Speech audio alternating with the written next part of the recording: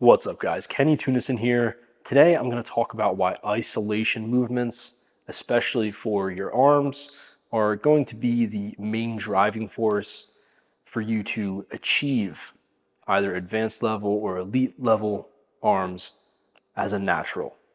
Now, this is not going to be a video of me saying that compound movements are irrelevant or that they don't matter and for you to only do isolation movements. That is not at all what I'm making this video about.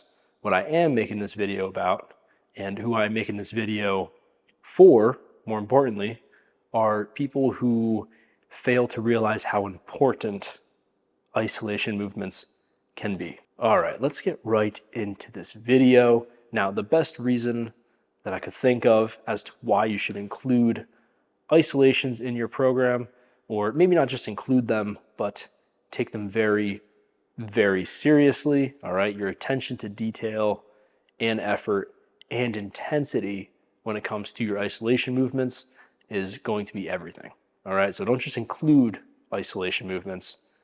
Take them just as seriously, if not even more seriously, depending on your goals, that is, than your compound movements, all right? Those being the bench press, deadlift, back squat, pull-ups, all right, all the good compound movements.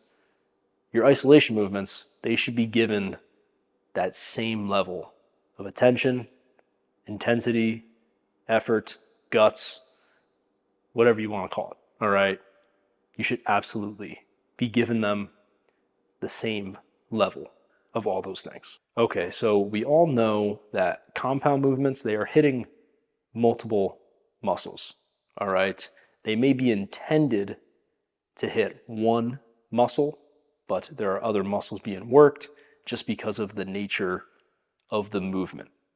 So let's say you're doing chin-ups, all right? This is a great example here. Let's say you're doing chin-ups in order to grow your biceps, all right? Because a lot of guys I know, they like doing weighted chin-ups or just body weight chin-ups for their biceps, okay? But hear me out on this.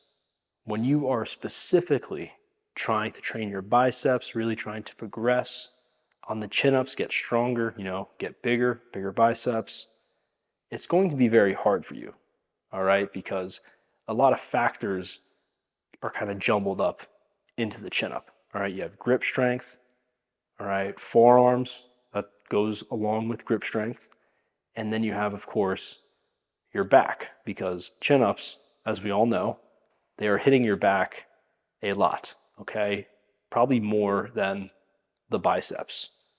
So let's say your back fails before your biceps. And if you're trying to really focus on the biceps when you're doing it, isn't that kind of counterproductive? Now, I'm not telling you not to do chin-ups, all right? I think they're a great workout, phenomenal workout. But there's a better way to go about this, okay?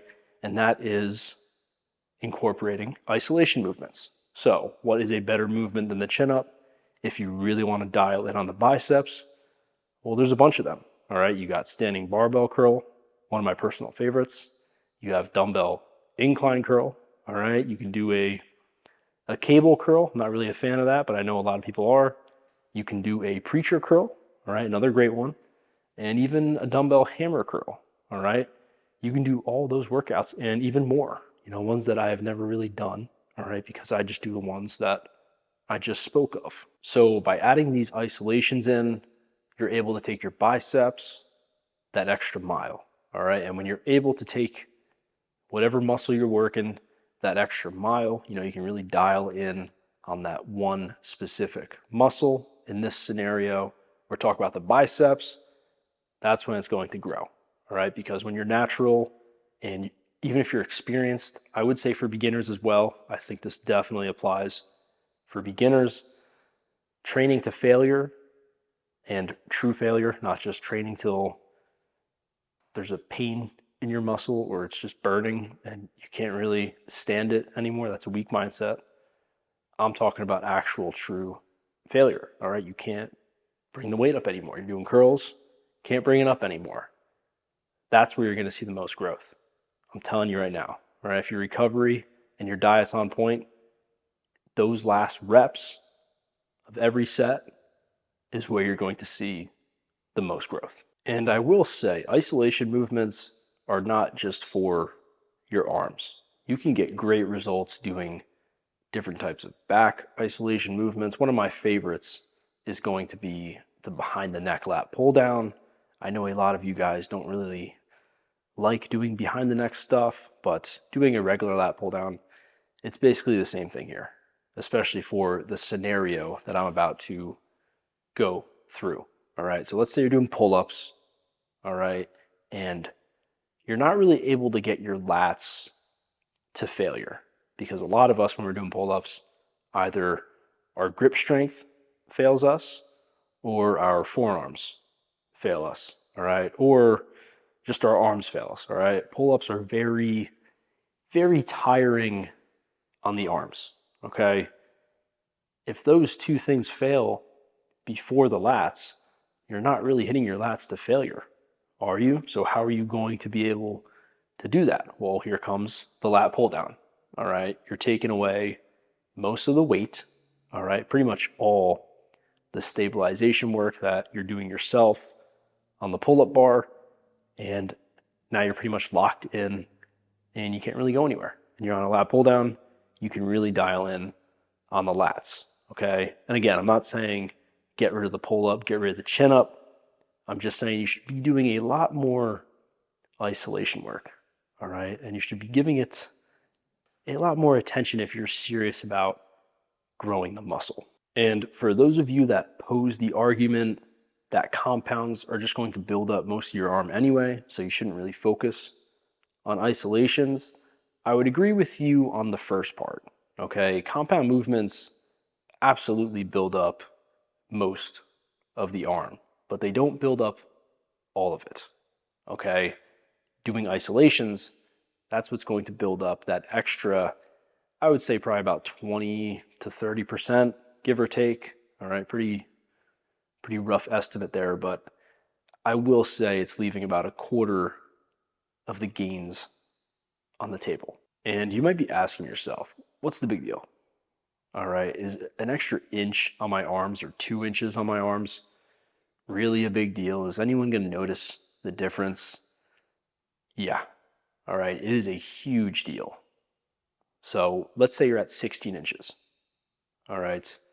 Imagine you had 17.5-inch arms or even 18-inch arms, right? The mythical 18-inch arms, all right, for a natural, of course.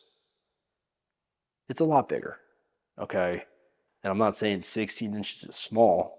16-inch arms are very, very impressive, especially for a natural at a low enough body fat percentage, okay? But imagine 16 versus 18. Not many people get to 18. Very, very few people actually get to 18.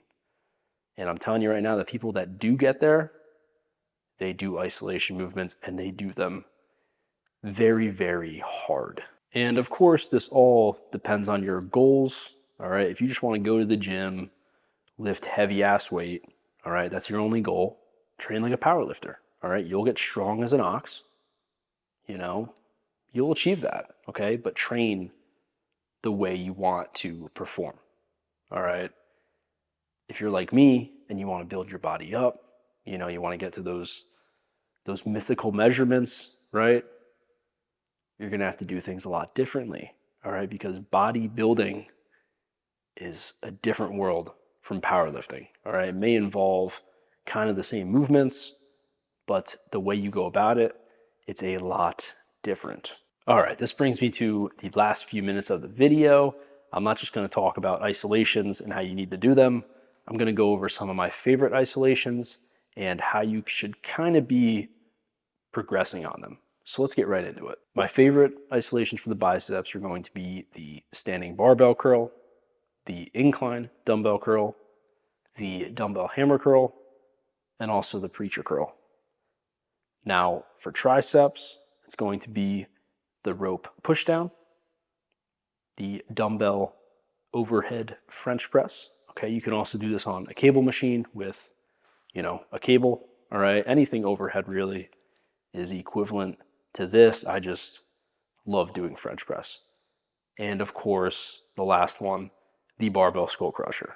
All right, an honorable mention will probably be close grip bench press, but that's not really an isolation movement. That's a compound movement, but it does work the triceps very, very well. And you don't have to do the ones that I do. Those are just the ones that I love doing. All right, everyone's gonna have, their own favorite workouts. All right, and you have to do the ones that you enjoy doing, the ones that you see results doing, most importantly. Now, as for the way to progress on these movements, I always have the rep range between 7 to 12, 13-ish reps, usually on the low side, especially lately. My first set will be like 7 to 9 reps, and then the second set will be a little higher if I drop the weight.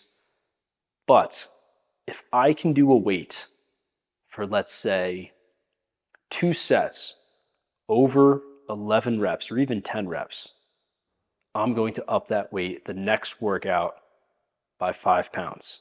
All right. And if I am not really satisfied with either the control or the form, I'm not a big form stickler, but the form, if I'm not really satisfied on that, I keep doing that weight. All right. I really like mastering a certain weight. All right. Still going to failure on every single set.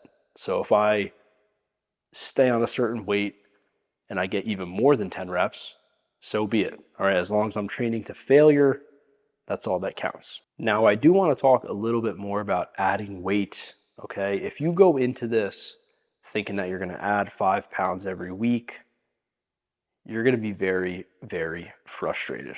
And you're going to be disappointed with yourself because that's not how it works, all right? You can get to a point where you're doing the same weight for a few months, okay? Maybe even 4 to 5 months, all right? It could happen to you, all right? It's happened to me before, and that's when you really got to push it, all right? You just got to go full throttle, go all out, and just attack that weight, really master it, and then move on, all right? Take your time, don't rush, okay? A lot of guys, they rush into doing heavier weights, and then they kind of just crap out. All right, take your time with it. All that matters is that you're training very, very hard. All right, bar speed, dumbbell speed, the speed of the weight on the last rep, that's a great indication of if you're training hard or not. All right, your last, I would say 3 to 4 reps of every set should be just a grind. All right, they should be very, very slow. Okay, they should not just be, 1, 2, 3, 4, put the weight down. You're not going to grow doing that. It's just the truth of it, okay? Bar speed is a great indication. So if you're not up in the weights, don't really worry too much about that. Don't get too caught up in progressive overload. Worry more about the intensity that you are giving. Sorry, I can't speak right now. The intensity that you're giving every single set. But yeah, guys, that's pretty much all I have for you today. I hope you enjoyed this video. All right. Really wanted to talk about arm isolation movements because that's what has gotten me these big arms. Okay. 17 and a quarter. All right. And I'm at a pretty low body fat percentage. I'd say about 15 or 16%, maybe. Don't really know. I'm not going to spend a bunch of money to find out.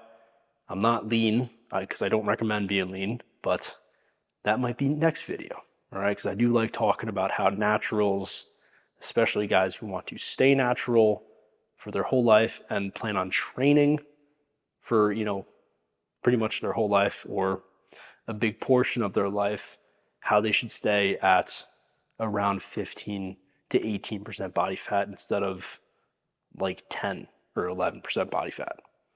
But again, that is a topic for next video or another video later on down the road.